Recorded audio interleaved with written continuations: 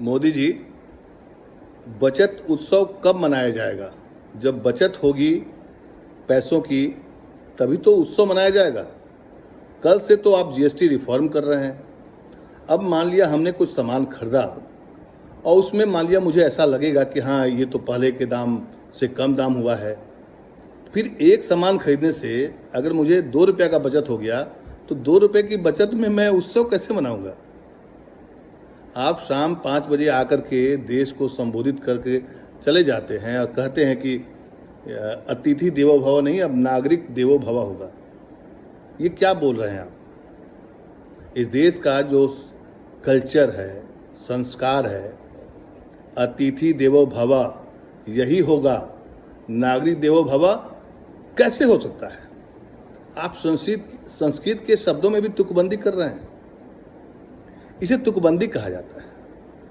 आप चुनाव प्रचार करते हैं, उसमें भाषण देते हैं, उससे हमें कोई लेना देना नहीं, लेकिन कम से कम संस्कृत के शब्दों में जो हमारे शास्त्रों में कहा गया है कि अतिथि देवो भव, उसको चेंज मत करिए।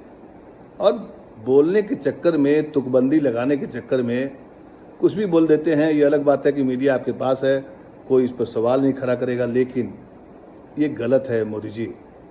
और बचत उत्सव तो 1 महीने 2 महीने के बाद मनाया जाएगा, जब लोगों के पास आपके इस जीएसटी रिफॉर्म से कुछ पैसे बचेंगे।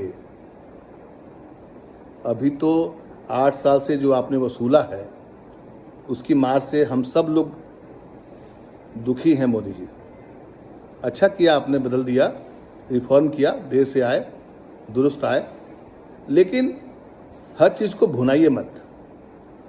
ये देश जो है हम सब का है, आपका भी है, लेकिन आप जिस तरीके से शाम 5 बजे आकर के दिल को धड़का करके जिस तरीके में बोला, ऐसा लगा कि कुछ बड़ा रिफॉर्म और होने वाला है और कुछ राहत होने वाली है।